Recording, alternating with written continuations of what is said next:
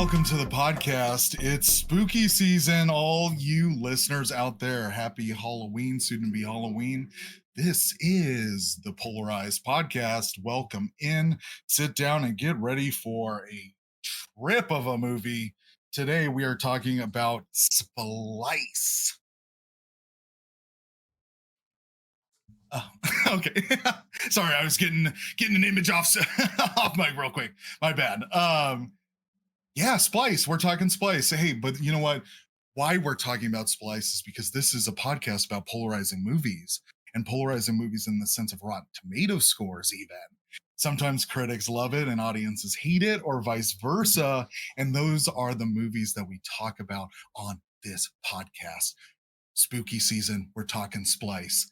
I am your host, Brandon Stables, and I would like to introduce my co-host, or affectionately referred to as forever guest, Mr. James Lindsay. How's it going? I'm the forever guest on this journey of life. I'm a forever guest on this podcast of polarizing movies. It's my baby. It's my favorite podcast. I just it seems like you're on here. Not even gonna mess around. Yeah, I come back and I just like to be here. It feels good. You're like haunting this podcast. Oh, if I could haunt somewhere, I would hope that it would be a positive haunting experience. And I hope my time here as the forever guest has been a friendly ghost experience for the listeners as well. Hell yeah. James, know what? The forever friendly ghost. Yeah. Ghost and guest are close. I don't know. James, a.k.a. Casper, a.k.a. the friendly ghost, a.k.a. forever guest. The friendly guest. The friendly guest. Oh, there we go. I love it. That's me. Well, the friendly guest. Do you think season, man? You think the Splice monster would come back as a ghost? No. And if it did, so. Do you think it would be a friendly, a friendly presence like Casper? Dren. Dren. Okay, so be Dren, the malintentioned creature ghost. Yes. I guess there hasn't been too much of that. Like, there's been like creature features. Has there been like ghosts of creatures? Has that been a thing? I don't think so. Think so, right? It's usually people, right? It's usually people who are ghosts. And have like, I don't know, probably people would say like spirits or something. I was going to say, yeah. I don't know. I'm glad you brought that up, because that's what I was going to ask you. Point blank, right off the top, right off the rip. Do you think the Splice creature has a soul, James? Yes.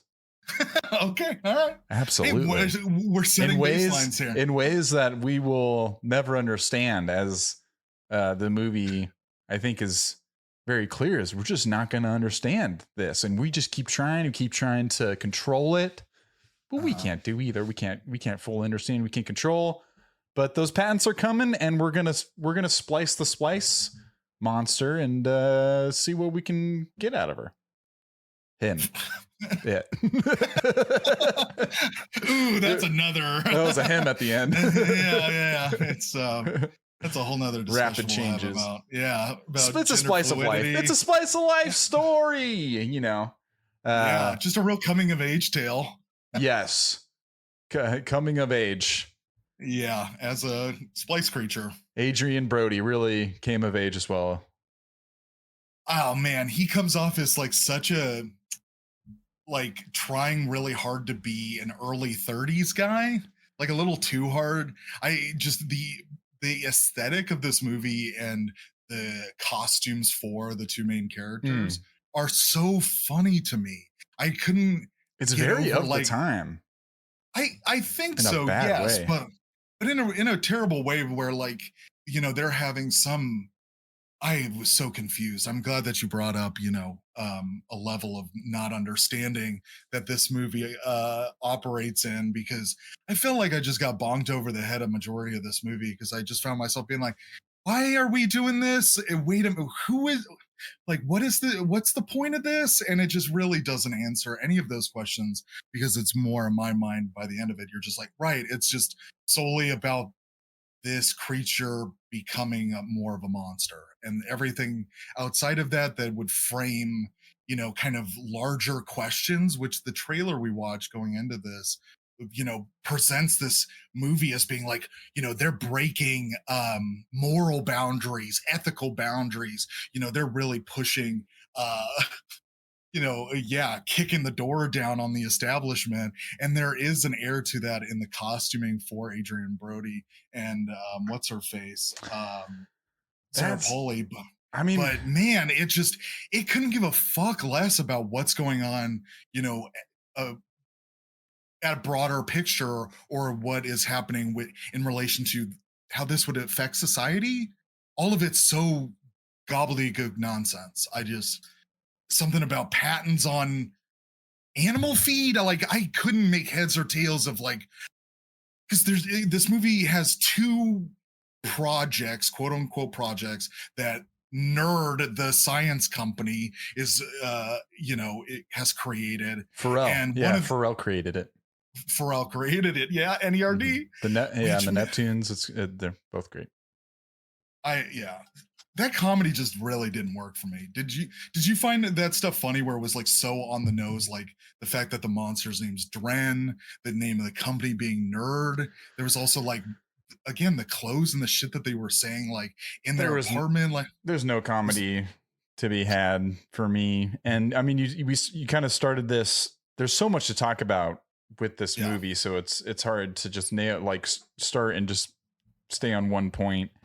But you mentioned Adrian Brody's costuming, and I mean, that's a good place to start from, because at the beginning of this movie, they are portraying these two scientists as fucking rock star, fucking so against fucking the system punk sort of way, like scientists, which I don't know. It doesn't make sense. You see as time goes on in the movie that it doesn't really make sense if they're just like, yeah, fuck, rules and the scientific method, because we're rock stars. It's like, well, I don't know if that's how you should be doing things, but they are portraying them as like cool with their costuming, with the music that's playing as they're doing things, with the montage of when they finally leave their company, not to jump ahead, but their music's that's playing when they go off and rebel and do their own science in their own little makeshift lab, along with their all of the trappings of they have like a sticker on their fucking incubator or whatever the fuck it is, or like one of their pieces of equipment. Old they Betty, have, like, I think is what it's called. Yeah, like some stick, and like they're playing records, and like it's telling you that these people are cool and they're fighting a system that is evil and trying to take advantage of people, when in fact they're doing just that. And like none of that is said in the movie. A worse, more like corrupt way. Yeah. It's the language of the music and the costuming, and how it's at the beginning mainly is how they're portraying them, and as time goes on, I don't know, it starts to let that allure kind of in that veil kind of come down a bit. But by that time, it's just I am already at odds with how the movie feels about itself, that I'm not willing to come back around by the end, because just right off the bat, both of these characters are awful people, and I do not care for them, and I don't care for their choices, and they are infuriating to watch and go along with, like, the entire movie. It's incredible how, like, unlikable both of them are, and also their relationship is confounding, to say the least, because there is these power dynamics between the two of them that don't make any sense, like where at times somebody will stand up for themselves, and then at other times they'll just completely go along, or be really, like, needing the other to agree with them instead of just it's extremely toxic. And then but then it's also within the movie just illogical, because they will argue about things like she'll hold him to a standard about Dren that he doesn't live up to. He fucks up, she gets mad, and then he tries to do better. He kind of does, and then she goes back on her word a little bit and does almost exactly what he was going to do. Right. And then he gets mad at her for doing what he was originally doing himself. And so it's just this, like, constantly negging each other and a little bit of gaslighting and a little bit of like toxicity between like their relationship, but that's like the least of their concerns when they're the implications, the broader implications of what they're doing is so vast.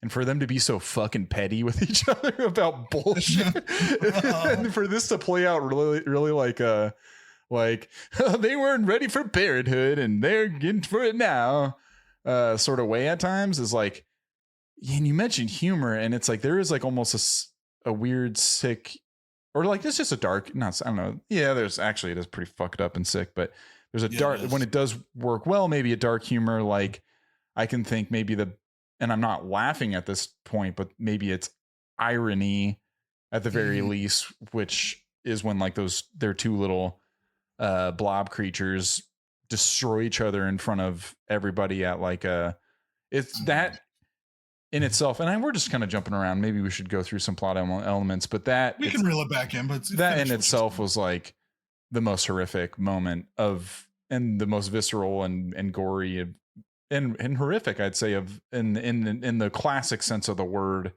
moment of the movie that actually kind of worked. Before we go into all the things that go into a different version of horror for me, which does not necessarily work and just makes me cringe out of my skin into not wanting to ever like open my eyelids again. Oh wow! At some of the, I don't know. So some of this shit is just like, why is this happening? Can please stop, please stop, please stop. And then it just keeps going. And but yeah, we can reel it back in. I was going to go back to our segment that we did an ep or two ago of asking, what are you watching over there? Hey! What are you watching over there, Brandy? Glad you brought it up, man. We're already kind of jumping over some broad strokes of this shit, but it is one of those movies that, it's a new segment and we're chomping at the bit to talk about it, but so both of those things working in tandem. That's why we're getting to it now, but I'm glad you brought it up and I'll be good about making sure we do that when I intro the pod. I liked it last time. It was fun. Yeah. What am I watching? Okay. So the thing that I watched that was I just truly enjoyed was finished all of the Fall of the House of Usher. Oh, you finished it. Wow. I'm not that far into it. I consumed the hell out of it. I literally we're big Flana fans. We're Flana fans over here. As we said on our Oculus app, go check it out. Yeah. That show is wonderful. It has a lot of characters and a lot of them they're built out enough to when they have their whole like arc and whatnot. There's a lot of like satisfying, scary, and interesting stuff that happens in that television show, and I could not recommend it enough. Cool. It's been a while since I've just devoured a TV show, and it is so perfect in that. Yes, each episode is about an hour long, but there's only in the whole series, I want to say there's 8 or 9 episodes. Yeah, I think it's like 8 in total. I'm on episode like 3. Yeah, big fan of that structure of like, there's not going to be a season 2. It's just this is the whole package, and this is the story that it's trying to tell. It goes beginning to end on that of what it's trying to say, and it's amazing, and I would definitely recommend. I can't wait to finish it. All the Flanagan stuff is always something that I get excited when it comes around, and it seems to happen every October on Netflix. I think his deal with them might be wrapped up with this, but whatever he does next, I'm definitely going to show up for. And anyone who's been around this podcast long enough has heard us become bigger and bigger fans of horror as a genre, and been trying to understand it and navigate it in a way that I don't know, for me, and I'm sure you can relate, we're trying to figure out our own tastes within that genre. There's enough time that has gone on that there are subdivisions within, the broader scope of it all. And I mean, even speaking of which, this one should be right up my alley, but it just, we'll talk about how I feel. What I've been watching, still working on Hunter x Hunter, an anime that is been pretty great and pretty long, and so I've just been working through it casually. Fiona and Cake has been good. I need to finish that, but that one's Oh, been cool. good on Max. The kind of expanding out the Adventure Time universe, and I like those little kind of hour-long specials that they had with what was that? I think there was one with like Marceline and then BMO, which is so cool to have a whole little thing about a side character, and then the Fiona and Cake thing. Yeah, it works within like kind of a multiverse thing in a way more interesting, funny, cool Adventure Time sort of way. And then we're both huge fans of Blank Check on this podcast. Doing a lot of Finchies. So doing the going back through some Finchman stuff. Big Doughboys fans, obviously, if anyone got the Finchman part, but fucking Zodiac and Panic Room and the game and is kind of where I've been spending some time, and just I think Zodiac is one that could plot me down in front of at any time, and I'd be happy just to sit through Gyllenhaal and Ruffalo just quizzically and just looking and figuring out mysteries and trying to understand it. And I don't know, I eat it up. It's got such a rhythm to it that the 2.5 hour runtime just kind of blows by for me. And I think Benjamin Button will be my next one, which is another kind of comfort food movie for me. It puts me in a mood, and I like being there for like an extended period of time. I know it's going to be a longer movie, and I can sit in it. And those, I don't know, those kind of movies, I think we all have some version of. What's a movie like that for you? I mean, I'm sure some Fincher movies for you, but is there like a longer movie that you're just so you've seen a bunch of times, maybe a weekend sort of day, and kind of sit down and just consume it? I know we're big Bond. Yeah, I was thinking Bond fills that requirement a lot of the time. But when it comes to Finchies, I mean, Social Network is a pretty long movie. And it's whenever that's on, there's just always really interesting parts about it that kind of, weirdly, like you're saying, is kind of relaxing. Yeah. And the pace of that movie, the colors in the movie, the dialogue, all of it is just so there's a rhythm. It has a rhythm and a cadence, and it's like kind of meditative, like almost mesmerizing. It is. It's because everybody is saying the coolest shit because of Sorkin, and it's just fun to hear people talk in a way that's like, man, everybody is so intelligent and so smart and is saying all the coolest and right stuff, and it, I don't know, provides a level of comfort that just washes over me. So I would say that, and then I mean, we're both Girl with Dragon Tattoo fans. I was gonna say next. Besides, there's a scene that I've seen it enough at this point where I'll just fast forward through it. Absolutely, yeah, and just move on. Once you see it, it's so shocking that you can just once you see it start, you can skip over it and be like, all feels still kind of the remnants of what that was trying to do, because you don't need to see it multiple times to know how that goes down. Sort of like this movie, except the whole movie. Yep. Okay, good, nice segue. Yeah, let's just fast forward the whole thing. But but speaking of that scene, there are essentially 2 scenes of that in this movie. I consider that Adrian Brody scene with her too. That'd be like him taking advantage of her in a lot of ways. But and then the one with with Sarah Polley. But it just there's 2 of those. The Sarah Polley one is very very, very crazy. It's this movie. Let's get into it. So what do we want to say? You haven't seen this movie before, right? I had not. This is your first time, and my only time was. It was 2009. I was living in our neck of the woods where we grew up. I moved back home, and I went out to the movies with our friends. Dylan, our friend Dylan, was a projector. You were a projector for a bit of time at the movie theater, and I would just kind of, when I was broke, roll up there, and he'd let me in, and I'd be able to watch movies, and that was nice. And I catch him on a smoke break and we smoke a cigarette, hang out, and be like, I'm just going to watch Predators or something. I think that came out around this time. Yeah. That one was pretty good. Another Adrian Another Brody. Adrian Brody. Yeah.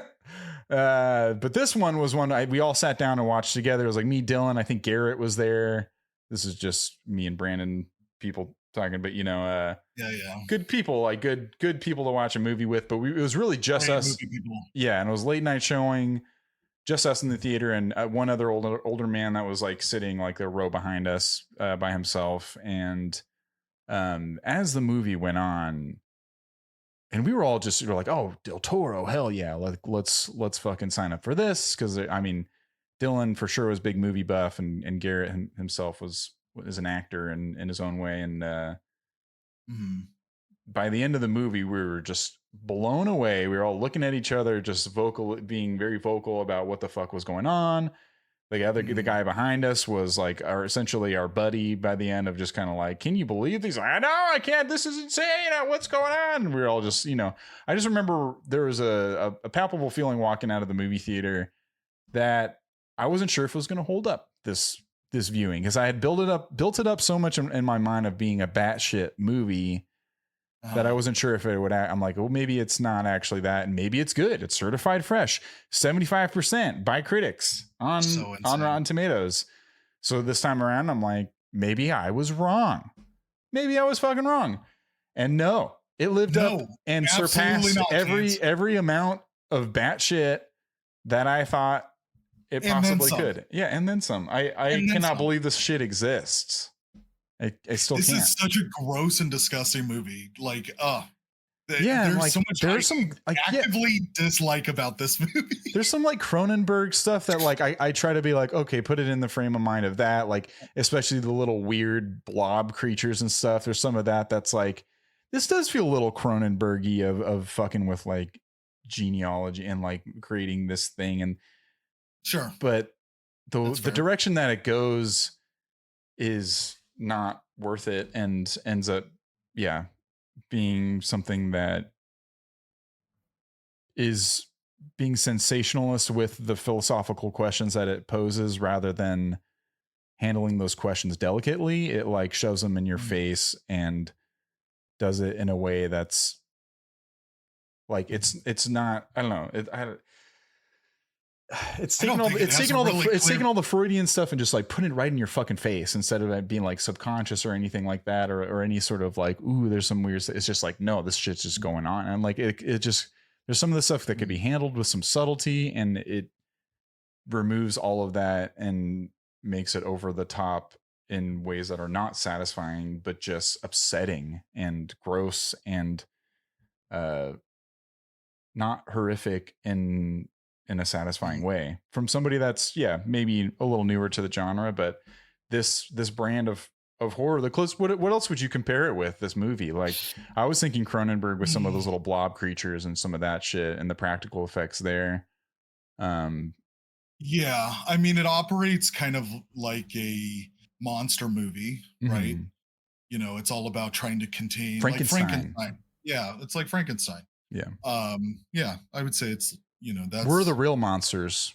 That's what it would like to be, but obviously it is. Yeah, it doesn't Dr. Moreau a little bit. I don't know the relationship between the creator and the creature well at all. No. It doesn't have an interesting point of view, and because it doesn't have an interesting point of view, the way that it puts all of the pieces together to try to formulate a semblance of like progression into the monster growing up, and its creators having to deal with all of those steps, and that like maturity, I guess you could say, or suck. They're awful. They're just I don't. They make poor choices all the time. Where I was watching similarly at my place with our buddy Nick, who's been on the pod, and then my roommate, and the whole time. That's good. You had people around. I wish I had someone to look to and be like, I looked at my cats and they just look back at you wanting food. Yeah. The only time they were interested was Lion King. That was the only time. Yeah, right. Oh man, Cooper fucking covered Lion King. Covered their little eyes when that cat got killed. Don't even get me started. I mean, luckily yeah, it wasn't as gruesome as it could have been. It really looked like the cat had rolled over and they just put a little CGI tail and stick in its neck, and the cat was just like, I just want some belly scratches. It did At least look that's like what that. I told myself. That's a good one. Yeah. I believe that too. That cat was cute. That cat was cute. Was the Splice monster cute to you ever? No, not my. Because it just started. Yeah, Are those noises at all? Yeah, no. Yeah. No, there's nothing. It's upsetting. It's upsetting. It's all wholly upsetting. And theoretically, the only reason that, and this is so stupid to say out loud, is like the reason that, spoiler alert, Adrian Brody fucks the creature is because the language of the film is trying to communicate that it is like sending off pheromones, and it has features of Sarah Pauli's character. Exactly right. So he's kind of being manipulated into it because she's needing to reproduce. See, I look at it. That is it. I didn't think of her pheromones or anything sort of that. I was looking at it in like a different way of like this time around. I guess I don't remember how I felt last time. I was probably just like, what the fuck as well. But this time I was like, he is taking advantage of her. Oh, like really? At this point, like in my mind, I'm like, she's still, I mean, she's in terms of her growth cycle, I guess she's matured enough as a woman creature or whatever, but like the age discrepancy and what is just like, he's got this fucking creature locked in a fucking barn. He has all the power, and he chooses Buffalo Bill, and he chooses to, and I looked at that situation of him raping her essentially. Sorry for Stockholm. Oh yeah, we'll bleep that. Well, just sexually assaulting her as the creature does to Sarah Pauli later. Like I just, that's how I viewed that situation, and it was extremely upsetting that it started with like fun, happy dancing and music, i.e. almost like Spider-Man 3 or the first time I saw Spider-Man 3, where you just this is made way worse, but I just remember being caught off guard by like, oh, Tobey Maguire's dancing now. What? I did not expect this. But at this point, it's a huge tonal shift, right? Yeah, in the movie, like jarring. Adrian Brody and her are in a fight. The thing had just attacked her, and she had removed its tail. Like, things are fucking dire. And he walks in and is like, let's have some fun. We've been too stressed out. Yeah. And let's fuck. Like, it's crazy, man, that like the pacing and tonal shifts of this movie have a language that I cannot put my finger on whose mind it's coming out of, rather than like, it's a little Tim Burton-y, I guess, when I think of like Adrian Brody's outfit and everything. It's from the mind of Del Toro a little, or the production mind of Del Toro. But Adrian Brody for the conference is dressed like a shitty Tim Burton knockoff character or something. I don't know. He's got like this shitty, like metallic silver tie and this black kind of striped suit and this emo hair. He's all got this like emo goth hair the whole movie as well. Yeah, I mean, it's to the extent of which I found just incredibly comical that even their lab coats have like anti-establishment or like punkish like buttons and like patches on it, because just to get across that these are renegade scientists. And the music when he's driving in his car, like there's a moment where their fucking monster of a creature is banging against the walls. And in order to do that, he turns on the radio to some rock and roll. And one of the lab assistants looks back and is like, fuck yeah, hell yeah, turn it up, woo. It's like, who are these people? Absolutely. These rock and roll fucking scientists. And it's just such a bummer too, because those characters exist for those brief moments in the movie, but there is almost none of them in the actual movie. Like that punk rock guy who doesn't really talk or do anything in the movie. Yeah. And he could have easily have been a character. The brother of Adrian Brody. Such a waste. Sucked. Yeah. Such a fucking waste. Just such a waste of a character. Like him the whole time, like that. No payoff too. Like absolutely, the movie's missing a scene where Adrian Brody and his brother, which it does exist in the movie, but it's so bad. The scenes where are there, yeah, but there's no follow through. There's no follow through because there should be a really interesting conversation between the brother and Adrian Brody about what's going on and the ramifications of it. And it is so hollow or shallow because all it is like, don't do that. You don't know anything. Well, don't do that. And that's the extent of it. Just Are you going to tell me about that secret experiment that you have going on? And he hears like noises that wouldn't be made from any other creature in the world in the other room, and banging, and they're missing shifts or whatever. And they missed like the sex change of one of their little blob creatures and all this shit. And they fail on every front. These characters, they fail on the thing that they should have just been doing the whole time. Which I get that it's part of the narrative shift in the movie and the irony of losing their funding, so they can't even do either. But it's just so there's nothing to cling on to into this movie, and there's really none. And I get that the best comparison that could be made is to Frankenstein, and the messaging within that movie holds true, in terms of that's such an amazing story and the implications of creating life in that way. But this one, what it's driving home is just, I don't know, it's just more like what you can do with it rather than the end product of like the end of your story, the care for characters, the respect that you place on the characters, and the dignity that you give them, and the monster itself, and then the accountability for those characters. Like they give them a couple characters. They give them the brother we mentioned. Is it the project manager? Yeah, essentially the CEO, with the beard. The CEO is the woman, right? I think she is the executive, so she's the money, and then the guy is like. So you're saying a manager, which is that's essentially what I'm like. Yeah, I mean, we don't know between the guy and the. I thought she was like CEO of the company or whatever. Sure. And it's better to say it that way, where like, yeah, there's this guy who is their boss, and then there's this money person, and they are the business side of NERD.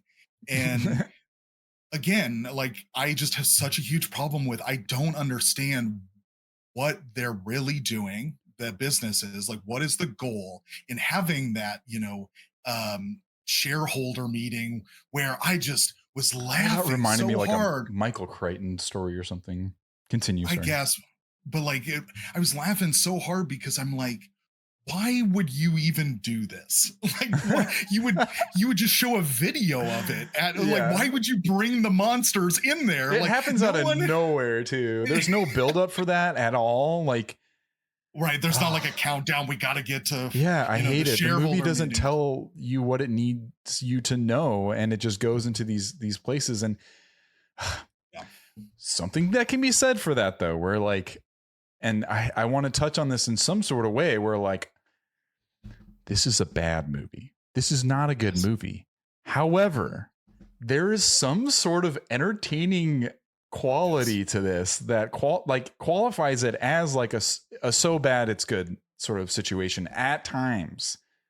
If you like it, to go through the whole process of watching it, I cannot say I would recommend that to anyone, to anyone, to have this movie, to share it with anybody. Even talking about it almost seems like a Human Centipede sort of thing, where like you could tell them what happens in the movie. That's almost as good as seeing. You don't even need to see. You could be like, yeah, they like create this creature and then they have sex with it.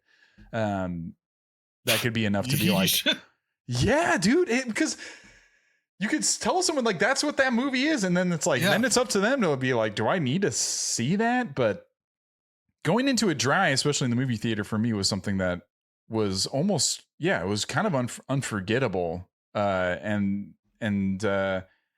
yeah, I just wanted to say that little piece of like, there is some sort of propelling quality to this movie where it doesn't slow down. It doesn't ask why and how for all the wrong reasons. It's very bad for that reason, but also it maintains this pace. Like they like right off the bat, they're creating these blob monsters.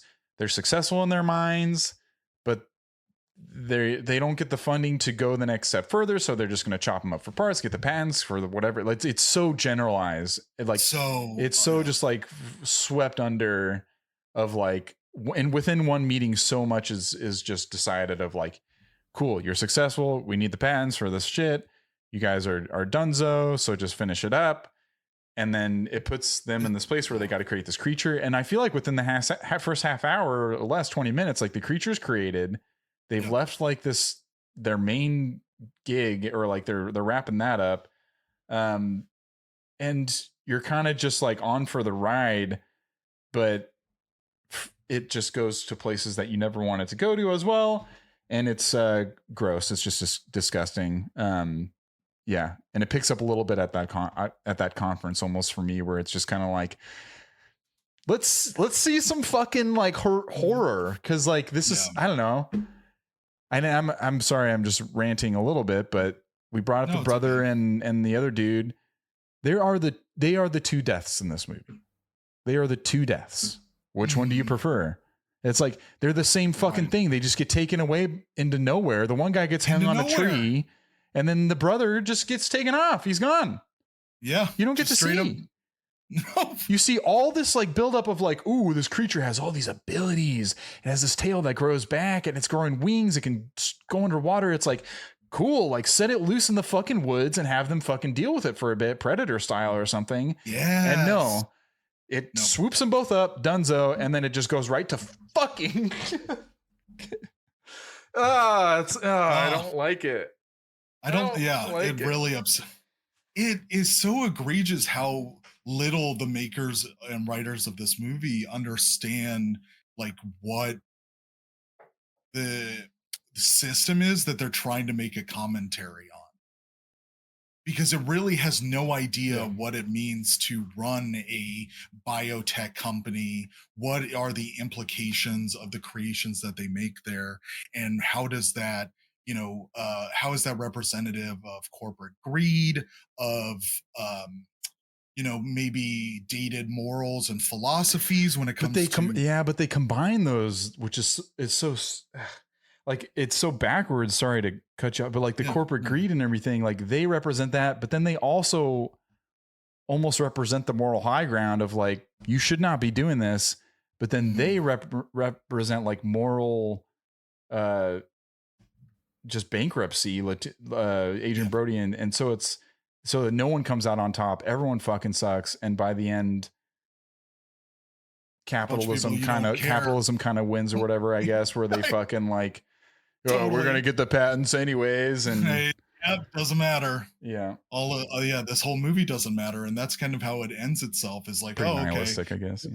Yeah, very, which is punk rock, but then it doesn't. What does it feel about the main characters? Because it likes them at the beginning. They put rock music and shit, and then there's no point where it's like, give us someone to root for. Give us the brother to root for against them if they're so bad. Like, it never gives us any hope to be like, oh, there's a way out here. Yeah, absolutely. Because I wish this movie had a point where, maybe Dren was on their side, because they had for a just brief time reconciled their motives. Clive and Elsa, reconciled their like, kind of a growth as a team, because they were a little, especially at the start of this, very like, don't do this, let's do it, and at odds with each other. And it would have been nice if it would have reached a head where they're both in the same page of loving or taking care of or appreciating the creature and being in control of the creature because of their joint collective like parenting or whatever, and then set the creature loose on like, the money person or like the corporate people, and they kind of have, damn it, Brandon, they, right? Like, that sounds cool. I like that. I don't know, are more of an active participant in rectifying the problem, which the movie presents as, well, corporations don't care about new scientific discoveries. They just care about making money off things. And if we want to do something interesting, then we have to do it on our own. But like, none of that is ever addressed really. And it makes this movie endlessly frustrating, because it just is I would honestly argue interesting in that it is a movie that presents a bunch of ideas and follows through on none of them. It just like, Yeah. so it just leaves you going like, yeah, I feel like I could take a pass on this script and like plus it up no problem, because you're like there was a this doesn't work, you don't do anything with this. Another thing too is the stuff with Elsa's like past with her mother. oh my god, that was so So hollow. doesn't care, like it doesn't care about that stuff, and that's genuinely important. It was And almost interesting, yeah. right, because it wants to say the reason that, hey, here's kind of a reveal towards like once the second act is really kicking off of like the reason that she wanted Dren in the first place is because of how poor her relationship with her mother is. So she wants to have this creature not only for scientific discovery and fu to the corporations, but also for filling a hole inside of her, It's so soul and fucked up. psyche that that her mother left there. And but she ends up being just as worse as her mother. And when the movie should start to really, really kick into high gear and be like, she is now recognizing she's being like her mother and she needs to do something about that to correct that, or not, or give in to the fact that, life is a cycle and the traumas of our parents get passed on to us and it's up to us to rectify whether or not we want to get over that. And all that happens in that, which blew me away, is it brings up the fact that the house exists. It mentions that her mother like locked her away there or did something fucked up to her there, and then she gets very frustrated with Dren not listening, ends up acting like her mother and being scolding, punishing Dren, all of that. And then all that happens is we don't see anything off screen real or on screen. All of this happens off screen, and she just comes back with the cat and goes, I thought about it, you know Oh what, give me yeah, the that cat. shifts. Oh, that was rough. And And I would she was attacked, and there was that moment of her getting attacked, but her shift of character was, there's a lot missing with her. Everything that you're expressing right now makes me think that there's a version where she is the main character of this movie. And I think maybe that's something that could have helped it a bit. Not to say that there's a perfect version or that anything would have worked completely, but the attention that it like is given to Adrian Brody, he could be more, auxiliary sort of character as her mother stuff and everything is explored a little bit more and drives her to a point of being a true antagonist in a way, and trying, like, there's just their goals and motivations shift like every scene in this movie, and they are combative against each other and Dren at different points, and their trio is constantly shifting their dynamic and everything. And maybe there's an interesting version of that too, but there's just nothing driving the wants and needs of these characters besides like just as long as they can push it, or it seems like they're just held hostage by their narrative that is being placed upon them rather than them coming to their own conclusions. Because that was the second most horrific part, and I'm not sure, there's parts of this where I'm not sure how they're playing it, the movie, how it, again, like how it feels about itself. But the smile that Sarah Polley gives with the Barbie as she presents it to Dren, I was like laughing but also scared at the same time. I was like, oh scared, because she's like, this is my dad. And just like her smile and the candlelight or like the dim light was just like really intense. And there was some of that stuff that was like, that was like weird about it. What's that? And, like what she says about yeah, because she's like, I wasn't allowed to have Barbie, so this is my secret Barbie, which is like you're a secret Barbie. And there's some of that. Whoa, there's some weird stuff that could work, but then there's a lot of weird stuff that really doesn't. So I don't know how to decipher this. It must have been interesting for them to work on this, because it seems like they were able to do what they wanted in terms of the narrative. Because I just can't believe that they would go to the places that they went to with this. I can't decipher the critics rating and why they like it so much. but man, I feel like we've gone through a lot of big beats of it. I'm trying to think, like Dren's growth and her as an idea, as a concept. There are like some interesting ideas there, like in terms of like the blobs and how they like show their like fauna or like their weird like things to mate or whatever. Like there's some of that stuff that's like, again, like Cronenberg weird and kind of like, ooh, interesting, cool. Like, I don't know. Should I like this? I feel weird that I do, but it's, I don't know. Maybe I'm a freak too. Let's get into it. And then it just gets, beyond that, not fun anymore. Yeah, which is, you're talking, for anybody who hasn't seen it, you're talking about something that happens within like 5 minutes of the movie. Yeah, and then I mean, well, yeah, I like when they kill each other too. I like those little blob things. Yeah. What was it? Fred and Ginger, I think is what they're. Yeah, I think I put in my notes or something. But, yeah, I mean, the movies. I mean, I'll go through some of my notes here. I feel like we've kind of got through the big beats of it all. We can go into some reviews, but the movie starts with the POV of being born. That is how the movie starts. That is a bold choice. Bold choice. It is a bold fucking choice. Like, it's going through this whole introduction of like the opening credits, and the credits are like grooves and veins of like inside. I was gonna say, like, production cards fit the theme of the movie, which is a very fun concept. Yeah, you don't see that because typically it starts with like X-rays of toes. Yeah, is how the movie starts.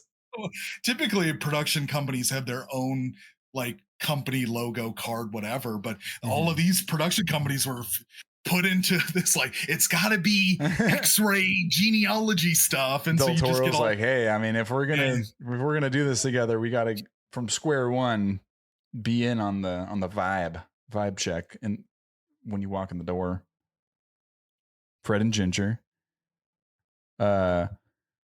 My question, are we on the scientist side? Why are they portraying them as cool? Science montage. I clocked this at the moment because I'd seen it before when she presents the DNA for Dren. They are playing that kind of badass music, and they're like, oh, it's just Jane Doe, dime a dozen, but one in a million is how they describe her. And I was like, if I were to give the movie credit, I'd be like, oh, maybe they're playing this music just to kind of shuffle away a little bit of the process of like, you don't question what the DNA is. You don't question what they're really doing. And then the twist maybe works a bit. I mean, it's shitty, disillusion from a shitty magician in terms of movie making and everything, but trying to throw, a little distraction so that people don't question of like, oh yeah, where are they getting this DNA? And it just made me think of Young Frankenstein, where it's like, oh yeah, so where are they getting this DNA? Oh, someone named Abby. Yeah. Abby Normal. Huh? I wouldn't. Yeah. Wasn't your hump on the other side? What hump? Get it. So that gets to the heart of the problem for me is that I do think this movie has this comedic, like a agenda to it, like wanting this movie to be punk rock,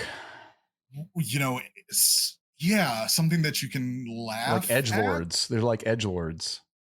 Yeah, but it just doesn't come off that way. And I felt about that is I would have really loved a description about what genes were going into it, so that throughout the movie it could have been more of a fun, like, which gene is coming out right now or whatever, and like you could have more of a clear delineation of like, oh, this is the, no, they're just as lost as we are, Brandon. They have no idea.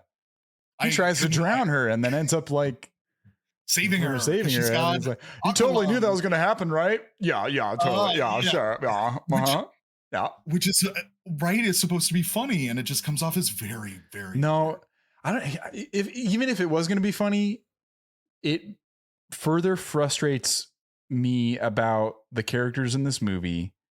Yeah, sure. Because yes, he's trying to hide it, but then he follows through on that. Like, he had in a moment like, I do want to kill Dren, and he attempts to follow through. It doesn't work, but then he just fucking chickens out there. Like, he's such a fucking like cuck ass little stinky. Whoa! This is the most heated you've ever been. I just hate, like, that's a strong move to try to fucking kill Dren, and then like you don't follow through on it, and then when like you get called out for it, you just chicken out and don't fess up to it, and then you try to have sex with it. Like, fuck these characters, man. Like, they're just like awful. It's awful. Like, it's fucked up. Like, he like lies and then takes advantage, like they both do, and they just are constantly trying to look out for themselves, and they backstab each other, and no one is coming out on top, and the brother backstabs them, trying to be the righteous one, and then just immediately gets taken out for it in an unsatisfying way. And then the ending, you know, has a nice little like pin to it, I guess, for a horror, in terms of horror movie logic, but then it's also fucking weird. I'll go through the rest of my notes, I guess. There's a moment where like they're trying to pump each other up about how to work through a problem, and I forget exactly why, like, Adrian Brody's having a problem. It's like, why would we be doing it this way? Or like, why would we try so hard? And she goes, because Wired doesn't interview losers. Mm-hmm. And that's why we're doing this. We are doing this. Like, they're like, even their self-righteousness doesn't come across. Yeah. It's all vanity. It isn't followed through. And then their vanity isn't followed through on either. They're just what the script needs at each moment, like, is what the line will say, and it doesn't meet their character. Her tick is a what? Is a tack. Her tick is a tic tac. She eats Tic Tacs for a tick. I get it. Okay, got it. Yeah. That was just, I was just like rolling my eyes out of my head at that point, because they were trying to figure that. I don't know. There's a moment where they have an issue with the science montage, and then she's like, what do we do? I just gotta. And then they're like tapping their foot, you know. Yeah. And they can't be actual Tic Tacs, so they're this some weird knockoff lightning label. And I was like, what the fuck is she eating? That's right. Yeah. There's no label on it. It's like some weird. I'm like, because how she do needs I more know candy beans that these are actual Tic Tacs? Like, these are wackadoo characters that are. Because Tic Tac saw this movie, saw the script, and was like, "Fuck no." Yeah. Oh my god. Yeah. Could you imagine? That would be a hard pass immediately. You're it's gonna be the new Reese's Pieces, I swear. Yeah, your main character fucks a teenager. Yuck. E.T. never did that. E.T. never did that. He kept his dick in his body. I don't know. Could you imagine? E.T. grew up 5 times as fast, changed sexes, genders. Yeah. Everyone dances with everyone. Bob fucking Fosse. What's that? Oh, the Bob Fosse line was sick. I love that Bob. Yeah, I was like, woo! Yeah, that was a cool line, because this dialogue sucks. Yeah. There's a lot of stinkers. I got a lot of stinkers here. I got two things in my notes. Is that this dialogue sucks, and I really don't understand a lot of why things are happening and what people are trying to do. I had to write that down because I was literally like, this is, what else am I going to write down? Because I just really don't understand why, why there's these deadlines. Why couldn't the brother find out if the things had a sex change? Like, what? Like, there's a whole plot point in here that I'm just reeling about, being like, wait, why did this? Because like I said, I was just totally blown away. Flat out incompetence all around. That's why. Yeah, it's a bunch of stuff that doesn't make any sense. And then he just gets mad too, and then he's just like, well, why weren't you there? Yeah, well, no, it was your fault. No, it was your fault. And they just like fucking throw it at each other. And that's what Adrian Brody and Sarah Pauly do to each other too. And so it just keeps going around and round. And then bad shit happens and no one's held accountable. Like, there was a real lack of accountability in this entire movie. No mention of authorities coming in at all. Just like, I mean, there was like the threat of like, oh no, people are going to be mad at us if we do this. Adrian Brody a lot of the time, but then he would just wimp out every time. He would always say these things and then just like fucking wimp out, and then he'd get chastised for it, and then he'd be like, oh well, and then she would fuck up and be like, well, you said we should do that anymore, now you're doing it, so there, yeah. And then he'd try to kill her. and move on. It blows me away that Guillermo del Toro produced this, because I would assume that he would have obviously had read the script and been at least Well, part of some of the involvement in the production of this. And yeah, as a guy who made a movie yeah. about a child's trauma, has made a movie about being in a relationship with a creature That's what or I an was going to other. mention. Was Yeah. that's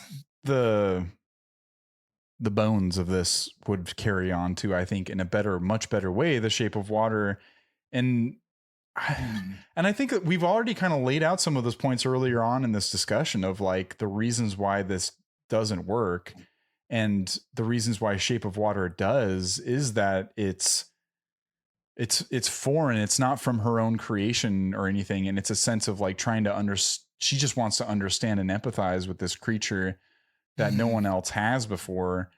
And all the characters in this movie are trying to take advantage, which in Shape of Water there are those characters too, Michael but Shannon, for example. Yeah. yeah, for sure. And her character cuts through as someone who uh just shows a sense of empathy and care for the misunderstood, which I think Guillermo del Toro is successful at in his best form and everything. But this just has the bad parts, and Mhm. doesn't have anyone to root for or to find the solace in knowing that there's, oh, even if it doesn't happen, even if it is a horror movie ending of like, we have this plan, we got to enact it, and then they try and they fail, or like say they, and then, or like they succeed, and then they're all happy at the end, and then there's that ellipsis of like, oh, wait, there's something more, and then you end on that. That's fun too. But this is like just down. And Mhm. yeah, and Shape of Water has those moments, but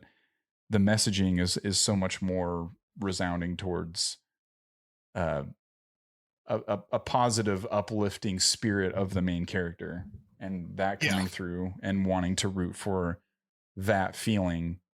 And I'm just flabbergasted and confused and I'm frustrated and annoyed and so disgusted. And yeah. there's like, yeah, Me too, man, because it's crazy how glaring of a mistake it is that your main characters are so unlikable. Like that's got big to be a time. problem that a studio would come in, or somebody, an adult in the room would come in and go, "Hey guys, what I'm seeing is your main characters are not likable. Change that, please. There's no one to root for here. You're going to go through a whole movie of, like, I guess maybe you're rooting for Dren, but how could you? She's a killer. She's a creature at a bare minimum. You'd have to do, like in Shape of Water, like go so hard on Dren's interaction with people outside of her creator to understand her psyche and her emotions better, to maybe paint her in a light that's more empathetic, that you could be like, you know what, I am rooting for Dren.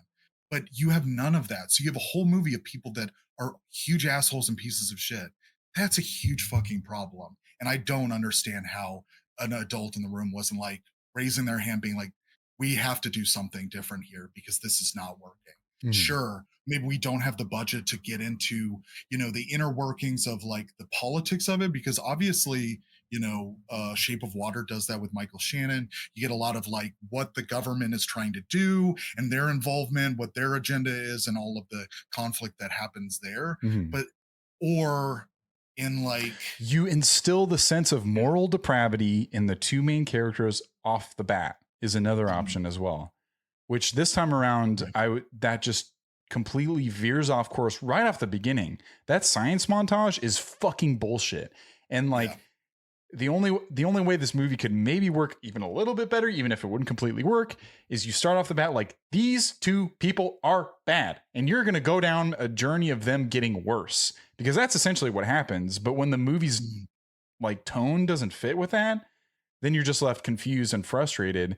That, in my mind, they needed to depict them as fucked up and either make whatever project manager dude or brother somebody that's going to try to alleviate the situation and either fail and make Mhm. that the horrific part of it, of like, oh, but at least like this, there's someone there that is the light that is trying to do Mhm. something to make it better, and then failed, and then, oh, the horror. But no, like No. he fails, he fucks up at his job, he's bad at his job. Everyone sucks at their job, and everyone is bad at what they're supposed to be doing. Dren is just existing.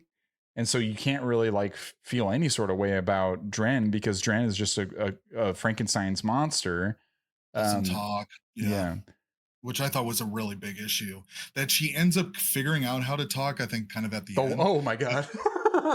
But man, I really wish that we should listen to that. How to talk earlier, because we really needed like her opinion on stuff, because I just naturally tried to shift to like Dren is, the kind of the hero of this movie, I guess. And it's the closest thing to what I'm describing as something to root for, Right. But it's just upsetting. I think it's worth at least experiencing this part, even as upsetting as it is. But these are the words that Dren does say. What do you want?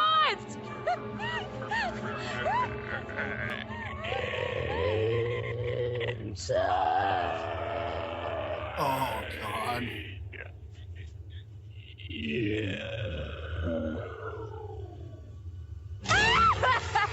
Yeah. No thanks.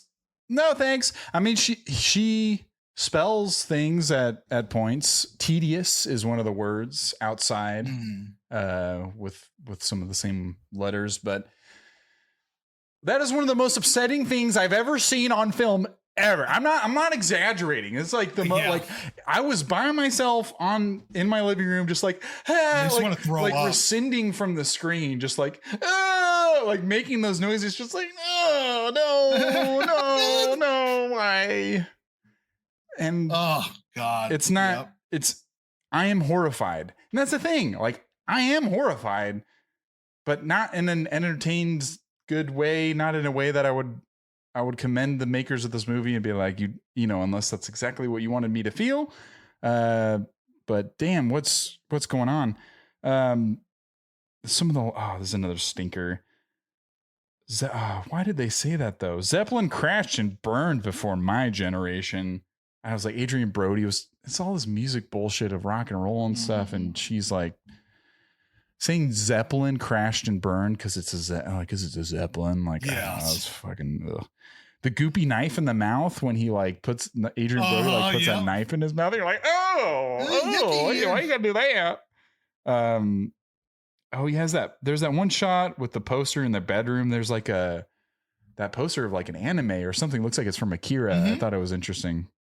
I thought that was cool too. Yeah, it's a cool poster, but I just couldn't. I was like, it looks like Akira, but I don't know. Feeding scene. Fuck off. I think that whole anytime they'd have to be feeding, I think was just upsetting and not fun. Barbie scene, harrowing, blood splash zone at the conference. Yeah. Everyone in that front row really was part of the splash zone.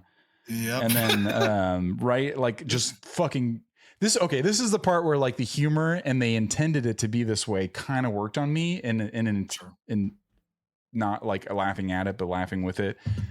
Again, this whole horrific scene of like the two blobs killing each other. It's so disgusting and crazy. So weird. Jump cut to silence at the boardroom of them just sitting there with like their head in there. Like, that is funny. It works. That works. Cause it's like, you guys suck and you're incompetent and you fucked up, and we should see a moment of you guys really sitting with that. Cause there's too much of like, let's do this now. Let's do this. Oh, we're angry or we're mad. Like there should be a moment of like resolve, like coming to terms with your decisions. There's no moment of breathing in this movie at all. It's always like, and even when they do, they decide to dance instead, like Adrian Brody or something, but a little bit more breathing, a little bit more like, because the pace is there for like a shitty fucking unintentionally campy movie, but you know, why does I couldn't figure out why he said this. Adrian Brody's like sleeping. Oh, now I realize. Now I just fucking figured it out. Is it because he's sleeping and then there's a slow zoom in on him on the couch, and then he whispers with his eyes closed, "Ouch."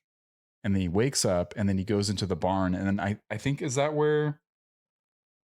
No, it's after the dancing. I have no idea why he said that. Do you remember that? It was such a weird moment. He's napping inside the house, and then it zooms in on him as I think Sarah Pauli's gone because she's pissed that he just had sex with Dren. It's yeah, okay. And then it zooms in on his face, and then he goes, "Ouch," and then gets up.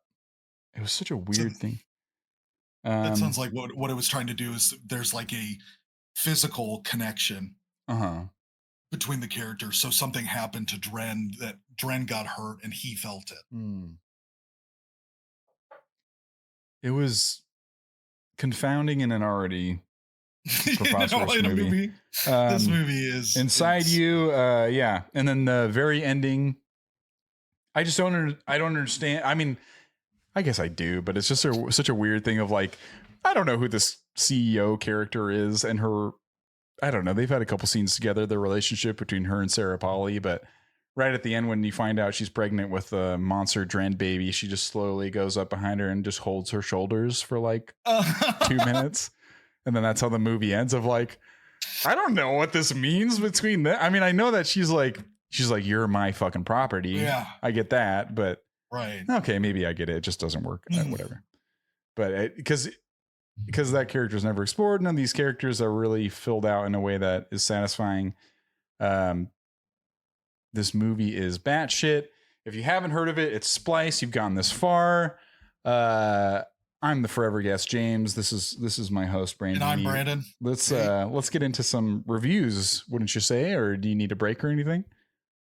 No, we can get into it. I mean, spoiler alert, I've read these reviews because I could like immediately was so surprised that the critics liked this movie. 75%. It blew me away.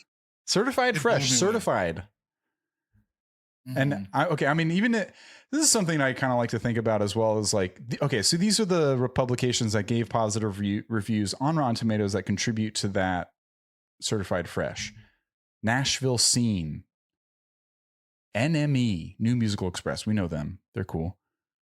Horror Queers Podcast. Okay. The Magazine of Fantasy and Science Fiction. Three Imaginary Girls. Critic.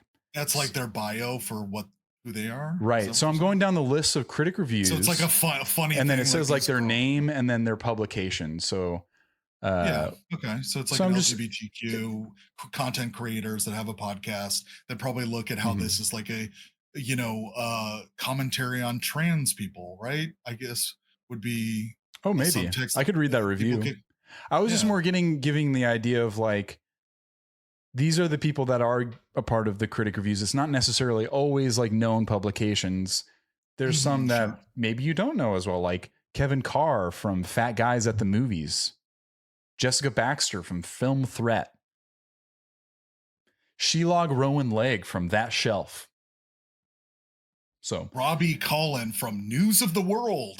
Right. So I'm just, I mean, a little bit of like, because trying to understand that 75%, but like maybe there's not all these bigger publications. But that being said, there are a lot of those bigger publications still coming out for this movie. We can do, what was it? Horror Queers Express. Is that the one that you were asking about? Yeah. From Trace Thurman, 3.5 out of 5. Nothing can quite prepare you for the last 15 minutes of this movie. Trace is right. Yes. And Trace enjoyed that for the most part. 3.5 out of 5. Enjoyed that last 15 minutes. From Andrea Hubert from NME, New Musical Express.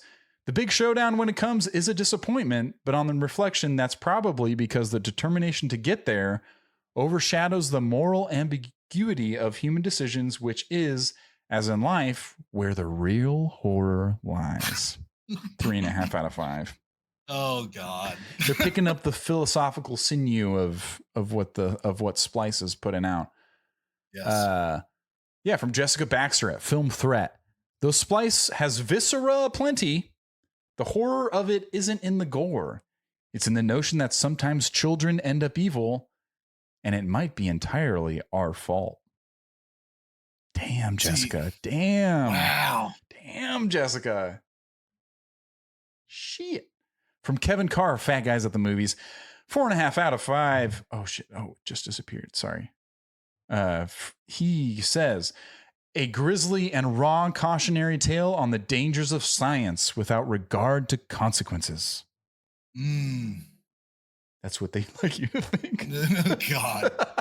It's just hard for me not to just. I was just about to say that. I feel so mean because all of this, I'm like, you guys are giving this movie way too much credit. Yeah. Like you are doing all the legwork for a movie that is so uninterested, and these things that you're mentioning are somewhat presented, but so incredibly half-assed about their opinion on it. Like, it really drives me nuts. Like, it's like. Do you think, I mean, this is making a mountain out of a molehill. This might be a can of worms, but do you think this shit is happening somewhere? Oh my God. Like, do you think there's someone out there doing this shit? I don't want to get conspiratorial. I don't know. That'll be rhetorical. We can just be rhetorical. There's a part of me that like during this movie, I'm like, there are people out there doing this shit. Like, no. Like maybe cloning, but and they just like don't tell anybody, and they have their own little private like fucking, and then they just listen to fucking Morrissey. I hope not, because it just Morrissey probably wouldn't support this. No, definitely not. I'm just like, especially what happens to Adrian animals. Brody was wearing something. It's like I listen to the Smiths a lot. Right. Yeah. Anyways, I just want to throw that one out there. Like, what if I don't know. What if this shit is really happening? From Kim Newman, Empire Magazine, 4 out of 5. It doesn't go the complete distance, but this is a wholly admirable, refreshingly grown-up science fiction movie. A Frankenstein with a beating, gene-spliced heart, and top-of-the-range performances. I'll do the news of the world one from Robbie Collin, 4 out of 5. It's refreshing to see a genre movie that credits its audience with a bit of intelligence. And Splice has a lot going on under the bonnet. News of the world, more like news of the UK. Bonnet? I don't know, or maybe bonnet. Who says bonnet? I don't know. I'll do one more from Nigel Floyd, Time Out. There's more critically favored ones. I mean, if you want to check them out, just so you know, like there's some reputable people that enjoy this movie. Actually, I might do a couple more just to show. Nigel Floyd from Time Out says this Cronenbergian exploration of the perils of interspecies gene splicing wrestles with some topical and disturbing ideas, but never quite pins them down. A 3. Yeah, there you go. So it's a little middle of the road. Man, there are a couple. Sorry, I'm going to do a couple more. From Entertainment Weekly, gave it a 91. Lisa Schwartzbaum says it's a cheeky, great-looking, thoughtfully loopy creature feature about the lure and dangers of cutting-edge gene splicing. Manola Dargis from New York Times gave it a 90.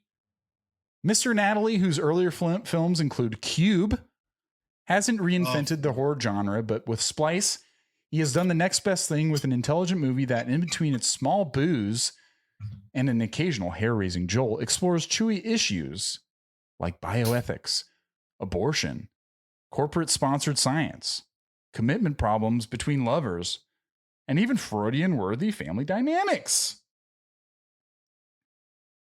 So fascinating. From Time, a 90 from Mary Poles. The movie is ridiculously over the top, inelegant, and so defiantly crazy that it works, reminding you how fun gore and creatures that go bump and grind in the night can be. It's a sci-fi horror film, but no actual comedy has made me laugh as much this year as Splice. There we go. They got everything they wanted out of that movie. They got the horror, they got the comedy. I don't understand how they did it, but they did it. Michael Ordana from LA Times gave it a 90 as well. In its mix are ethical quandaries in biotechnology, nature versus nurture, and an adorable, sexy, disturbing monster. I'm going to read that one more time. Yeah, please. Adorable, sexy, disturbing monster. Yikes. So there's that. But it wins Best in Show by focusing on one of the weirder relationship triangles in recent memory. Thank you, Michael Ordana from LA Times, for reminding us of the adorable, sexy, disturbing monster. One more from Joe Morgenstern, Wall Street Journal 90. I just had to get these. I did some of the more obscure ones. These are the main boys and gals. The film and theys and splices. The film takes itself frivolously when that's appropriate from some of its charmingly silly, and seriously when, as is often the case, all sorts of good surprises are unleashed. Let's check out some audience feelings. Yes. From the 1-star varietal, let's see. From Marlene Puente, 1 star out of 5. Nope. I get the whole concept regarding going too far in science experiments and where to draw the line, but holy hell, this was disturbing to watch. I absolutely hate Elsa's character too. She's selfish, manipulative, doesn't think about the consequences of her actions, and acts surprised when Dren becomes sexually curious. She's truly evil and morally disturbed. I was genuinely disgusted when Dren had sex with a boyfriend and then spontaneously switched genders, only to have sex with Elsa and impregnate her. Yeah. From Charisse the Bean, 1 star out of 5. What the badoof did I just watch? Oh, what the badoof. Serious, it's pretty gross. So basically this girl decided to mix humans and alien, and it ends up weird murder and stuff, and a guy tried to murder the alien human hybrid thing, and it didn't die. I would prefer to see the Mewtwo Tic Tac eater, but it didn't. Afterward, I felt bad. But afterward, both of the two main characters, they're disgusting. My brain, it's broken. Yeah, it sounds like it. From O'Breezy89, 1 star out of 5. Honestly, top 50 worst movies all time. Adrian Brody and Sarah Polley are terrible. The acting does nothing to help this movie's disjointed plot. People write reviews trying to put an open-minded spin on garbage. Nothing like creating a monster, then having sex with it, only to have it change sexes and rape the other main character. Sorry. Beginning to end, waste of time. Sorry. From Jake Merrill, 1 star out of 5. The female co-main character is absolutely insufferable. Not only does she consistently manipulate her boyfriend, but she also makes completely rash decisions that a supposed great scientist, let alone person of sound mind, would not make. Maybe if she was better written alongside better writing of the movie in general, then this movie might be bearable. Mm-hmm. Yikes, man. I'll do one more. Yikes. Jenny Yang, 1 star. Dude, I can't even look at... I am traumatized, says Jenny Yang. Dude, I can't even look at someone that looks like Dren the same. Like it's going to remind me of the movie. The acting is pretty good, to the point where the characters annoy me. 1 star. The actors. People are really upset about the essay in this movie is what a lot of these reviews are surrounding, because it happens in the end in a very like climactic sort of way that the movie is leading to, and not only that, but there is an unwanted pregnancy that comes of it, and that is like the sting of the movie is the result of that moment, and it's crazy, absolutely insane. So I don't know if I can barrel down what do the critics like about this? Like they were honing in on all of those philosophical quandaries. They mentioned the humor, which I think in kind of a campy way that almost we are like. Yes, well, I mean, I had mentioned that at least some campy stuff in a way this is like an entertaining too, but it still doesn't make complete sense to me why they would actually rate this positive. Agreed. I don't understand. And maybe it's a Del Toro recency bias of Pan's Labyrinth being close enough to this. I don't know. It's not like did they give Hellboy many favors? I don't know. I think so. Yeah. Yeah, especially the second one, right? Mm-hmm. Because that's the one he did. I know. Yeah, a lot of people do really like that one. Yeah, it's fun. And he didn't necessarily direct this, but it is for the better parts of it, I guess, some of the design and the conceptual work for its best moments maybe harken to one of his movies, but the actual meat of the story and the characters are completely lost on me. Yep. The things that they're attempting to work, I don't know.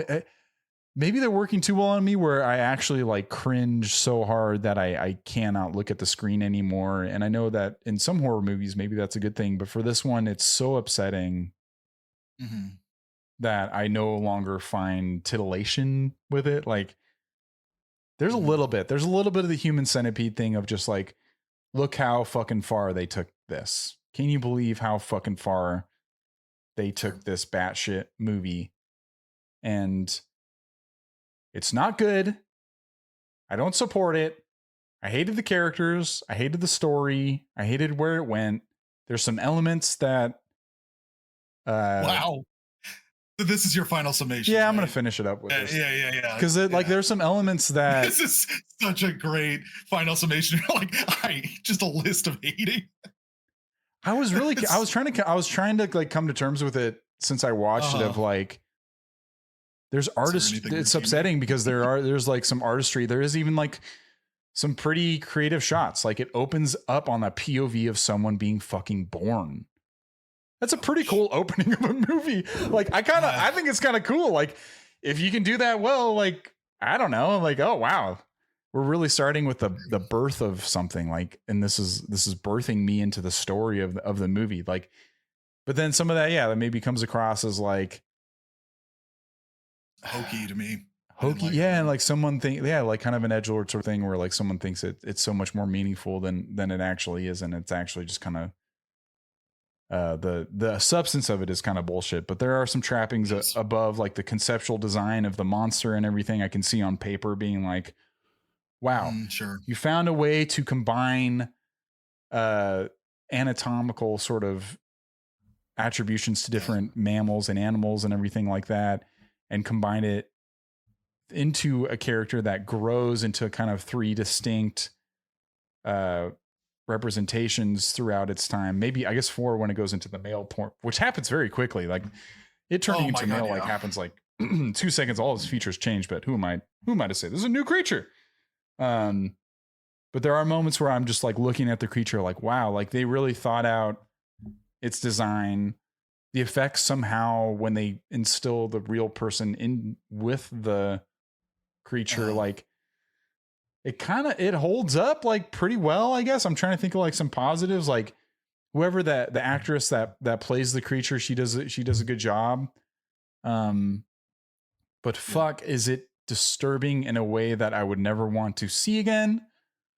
It reminded me of how batshit it was. And yeah, it's not a good movie, but it's like, it's sort of like interesting, like you can't really look away from certain things, but it's like sensationalist in that way where it's feeding on you to continue watching because it's going at this pace. It's doing things that it's like, oh, what if we did this? What if we pushed the plot to this point?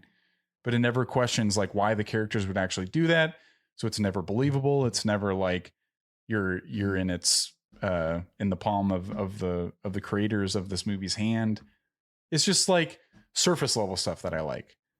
Some conceptual stuff, some moments like the blob stuff, some ideas. There's some ideas that like in better hands maybe could be handled with more delicacy or better care. You can relate this to some other things that might be better, like Cronenberg or Frankenstein or something like that. But for the reasons I already lined up, I needed like a shining light of hope in this movie somewhere. Like I needed some sort of like person to be like, here's the plan of how we're going to deal with this. I don't know. Like even like some of my favorite movies that have true dread in them are some of my favorite horror movies of like, fuck, like how are we gonna, and it just gets worse and worse and worse. But in a lot of those movies, like there's a point where someone comes along or like, oh, we have this plan. If we do this exactly, it's a low chance of working, but if we follow this plan, we can do it. Neither of them come to an agreement about a plan or what to do that'll actually like solve it. They are constantly like coming up with fucking temporary solutions that are never going to fucking work out. And you can tell that they know that too. And there's no sense of control. There's no sense of comfort. And it sounds counterintuitive in a horror movie. You want to be uncomfortable, but it's just not enjoyable and not fun, not titillating. Even like you brought up like titillating in a fucked up way, but not for me. And like It Follows, even it's like that is the essence of dread. There's always going to be someone following. There's always going to be something coming for you. But what happens? What does that movie do? But what happens at the beginning of the movie? Yeah. The guy sits her down, is like, "Hey, this is how long I've made it. I'm giving it to you, but this is your best chance of making it through this is this direction and I'm giving it to you." And plot wise and narrative, and I don't need to be sharing tips from a better movie or anything, but there's things within a dreadful situation that can give some life to the ride that you're about to go on. So like a 1 out of 4 would be like 25, right? So I'd give it like 18. I'll give it like an 18. Yeah. I mean, 20, 18, something like that. I think it's like reprehensible, some of the shit. That's okay. So that's how my score's like going to go. Offensive. Like it like goes dips below because it's offensive. Mm-hmm, yeah.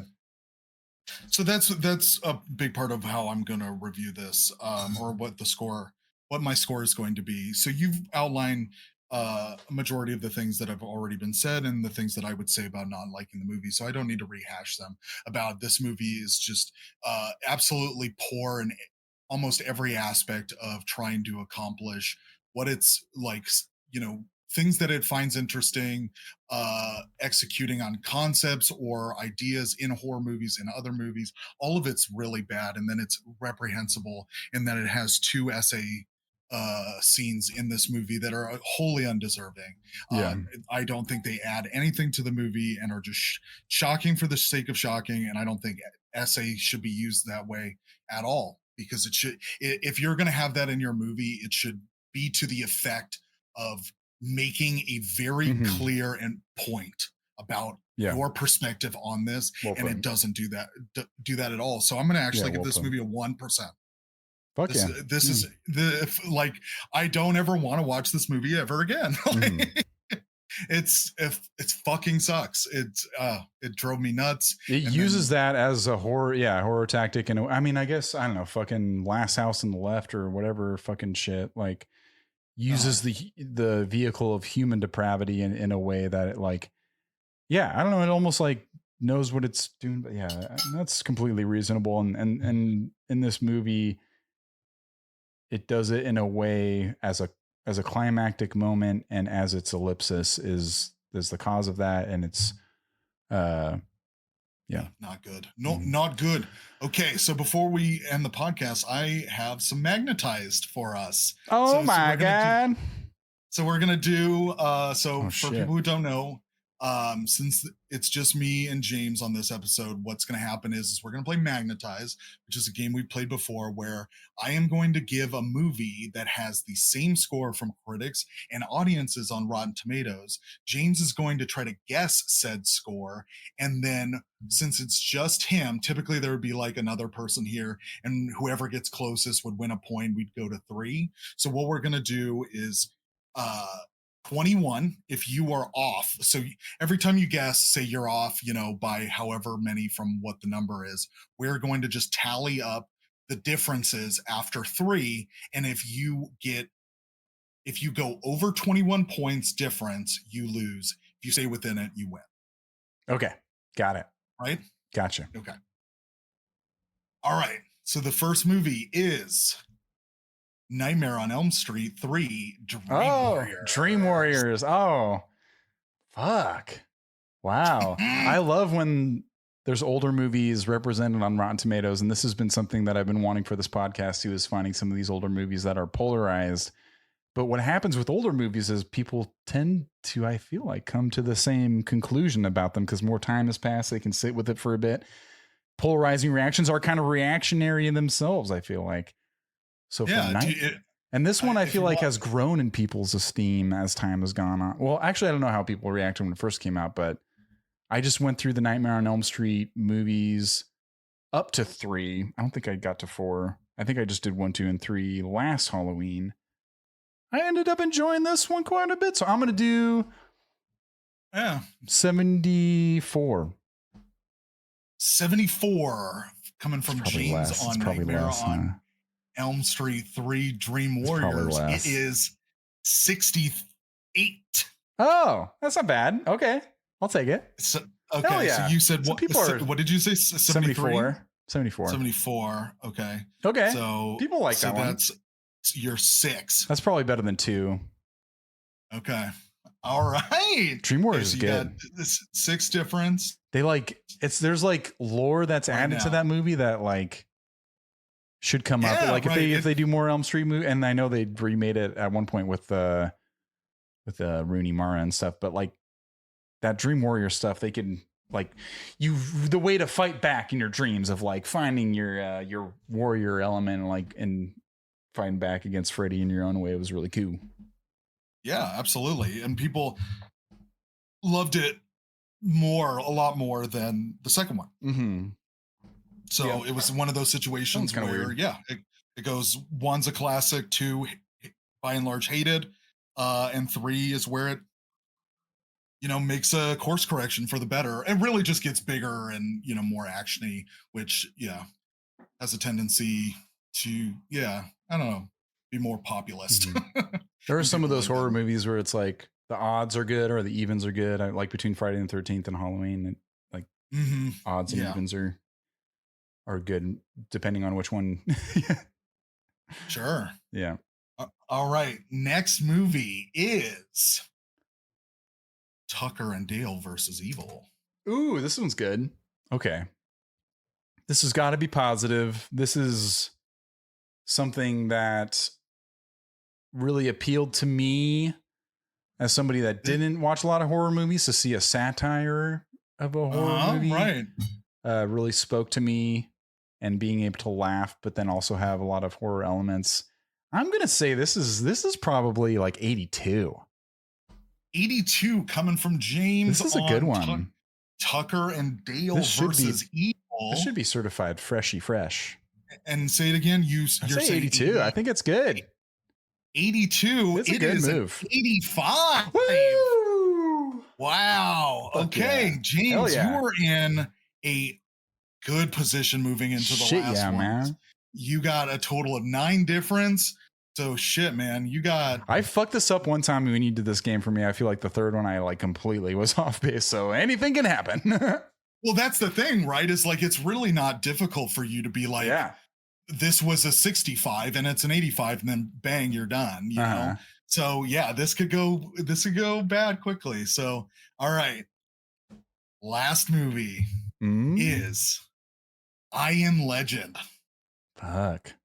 A Philip K. Dick story. I've recently started my first Philip K. Dick book called Ubik, I think is how you pronounce it. Ubik. It's crazy. Within the first like 10 pages, it's already like introducing shit that just blows my mind. Like people die, or like they don't even really die. They just like keep them around in this like place. Like they upload their mind to like this thing, and then you can like visit them every year.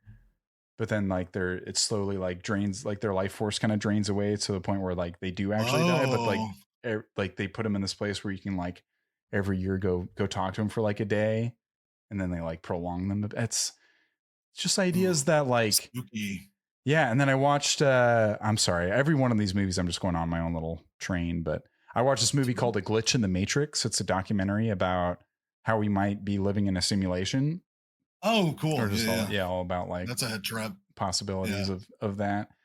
And a big part of that, the follow through, or like a big part of that documentary that they kept on going back to, was there was this time when Philip K. Dick like went to this book reading, and instead of like doing a book reading, he brought like this stack of papers that he printed out, and he gave this like whole dissertation about like how we might be like living in a simulation, and just like talking about all this. Oh my like, God, that sounds great. Is essentially like a big part of his inspiration for Man in High Castle, or what that one is, of like, he says he has like these false memories about the Nazis winning World War II, and how there's like this alternate reality of that really existing. And that's why Man in High Castle is essentially that, about if Nazis won the war. Yeah.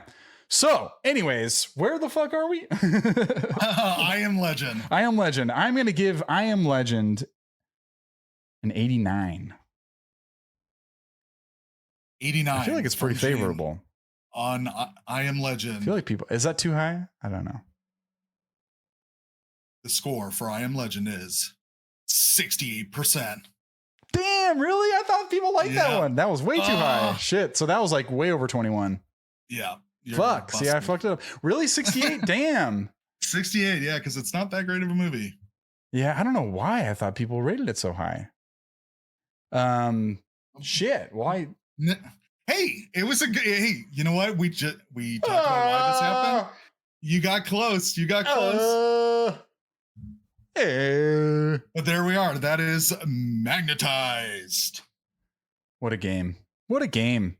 These numbies, man. I love stats sometimes and especially ascribing numerical quantities to movies is something I'm trying to do more of. And we've been doing it on this podcast. I question every single time I rate a movie, but damn, when it's like an averaged out thing, it makes it kind of interesting how things come to those conclusions. A movie like Splice doesn't exist maybe in conversation wise between people, but out on the web, on Rotten Tomatoes, critic scores are still out there in black and white, and it is 75%. And that's something that I have to live with. We both have to live with the fact that that's a critically acclaimed movie. And I have to live with the fact that I fucking suck at my own game, but it's okay. You made such a great game, James. I love it. It's the opposite of our podcast. We'll do another one on magnetized movies, but then it'll just be a lot of like, wow, can you believe how much people agree on things? Isn't our world great? People agree on everything exactly how they should. Thank you for a rousing segment to tally us off here.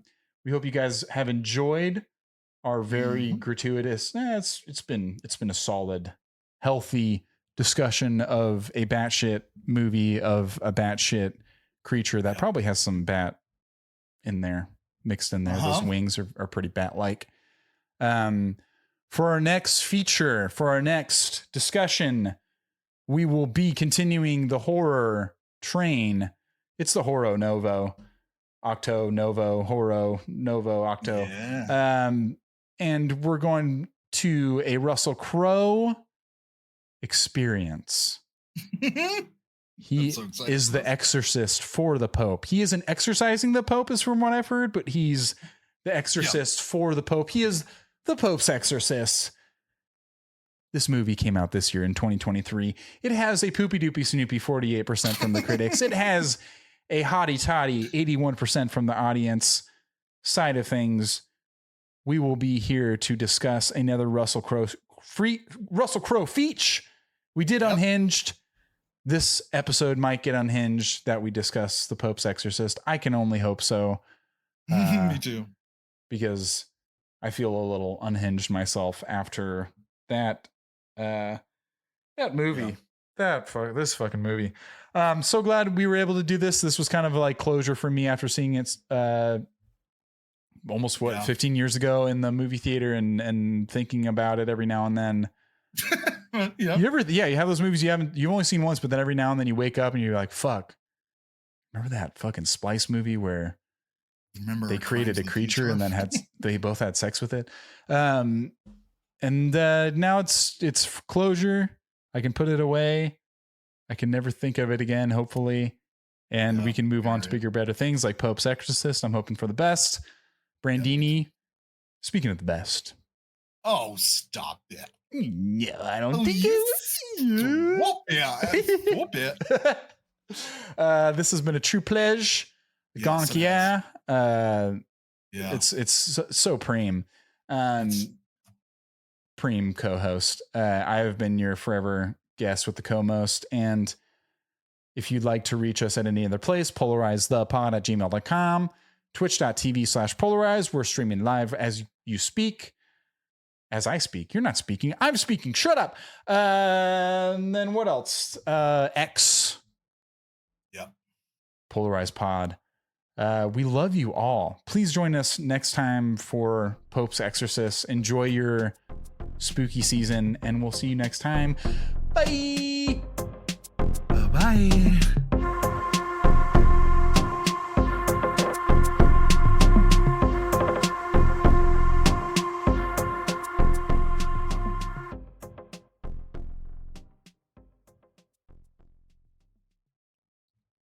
Inside you. Sorry. I'm Albert Fish.